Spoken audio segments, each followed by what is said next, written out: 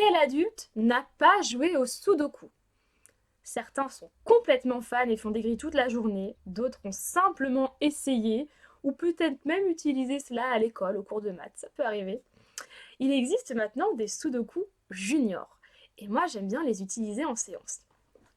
Voici la mallette Sudoku que j'ai acquis et elle est vraiment super. Elle comporte plusieurs grilles de plusieurs niveaux différents et le fait d'utiliser des couleurs plutôt que des chiffres, c'est assez motivant pour les enfants.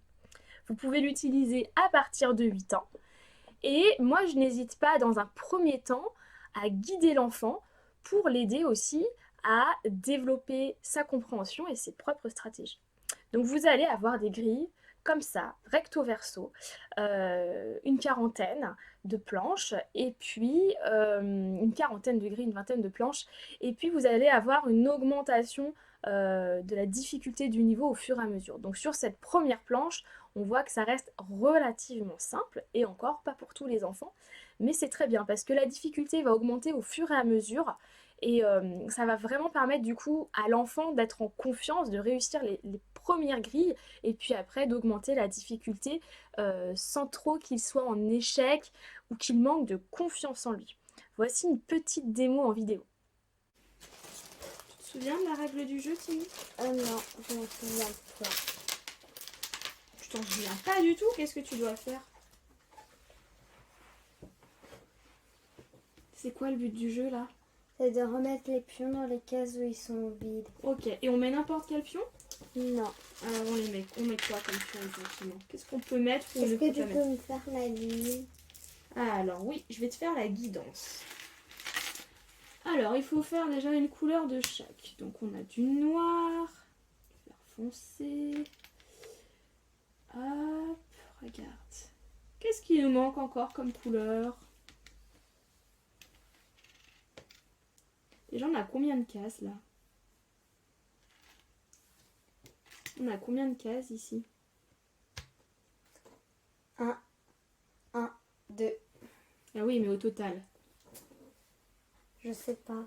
Regarde. 1, 2, 3, 4, 5, 6, 7, 8, 9. Et 10. Et non, 9. Là, on en a bien 9. Et donc ici, on doit avoir combien de jetons? 9. 9. On en a combien là? Tu peux compter? 1, 2, 3, 4, 5, 6, 7, 8. Ah, donc il manque une couleur. Qu'est-ce qui manque comme couleur?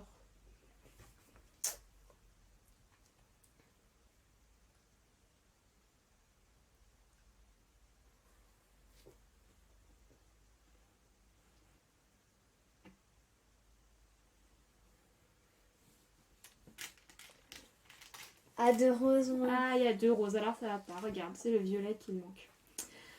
Ok, alors du coup, tu as raison. Tu dois compléter cette case. 1, 2, 3, 4, 5, 6, 7. Ah non, mais là, attends, on a loupé au passage. 1, 2, 3, 4, 5, 6, 7, 8, 9. Donc là, on est On bon. peut mettre le rose et le jaune à côté? On aurait pu. Mais ça n'a pas d'importance pour le jeu. Donc là, tu dois remplir la case, tu te souviens? Oui. Ouais. Alors, qu'est-ce que tu dois mettre ici?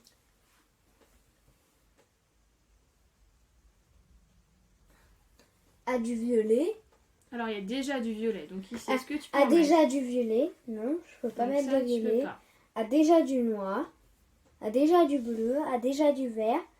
A déjà Alors, du tu orange. fais la ligne ou tu fais la case? La ligne. Ah, tu fais la ligne. Ok, donc pas de violet, pas de noir. Ok. Pas de vert. Oui, tu m'avais dit aussi pas de bleu. Pas de vert clair. Hmm. Pas de jaune. Il me manquerait du rose. Alors, regarde, tu as aussi oublié pas de Pas de orange. orange. Donc, tu peux utiliser ces deux-là. Le rose et le rouge. Tchic, tchic. Ça va comme ça ou pas? Eh ben, c'est toi qui vas me dire. Oui, ça va. Ça va, parce que ici, il y a bien un rouge sur la ligne. Et ici, là, il y a bien un rose sur la ligne. Donc là, je suis d'accord. Ok. Tu fais celui-là maintenant? Alors, on va les remettre.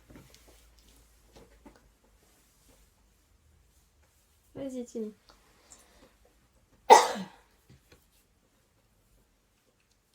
Donc là, on a notre guide de couleurs. Tu te souviens? Fatiguée. Donc là, on a notre guide de couleurs, tu te souviens? Ok. Et là, tu fais la case ici. Qu'est-ce que tu dois mettre Je veux ici? faire par ligne. Alors, tu peux faire par ligne si tu veux, mais tu vois, il y a des... Je veux faire cette ligne-là. Ah, tu préfères faire cette ligne. C'est bien comme tu Cette demandes. ligne-là par colonne. Ah, par colonne. Pas Alors, par ligne couchée, très bien. quoi. Très bien. Alors, fais cette colonne-là, si tu veux. Du coup, si on reprend. A déjà du orange. Ouais. A déjà du vert clair. A déjà du rose. A déjà du jaune. Déjà du rouge. Déjà du bleu et déjà du noir. Ok. Donc, on peut utiliser quoi comme couleur? Le violet et le vert. Excellent.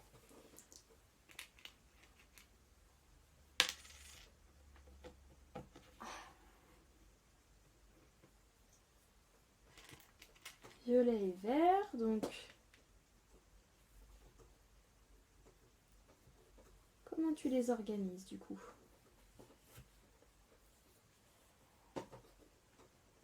Tu te souviens, on est bien sur cette ligne-là. Il ne faut pas les mettre ailleurs.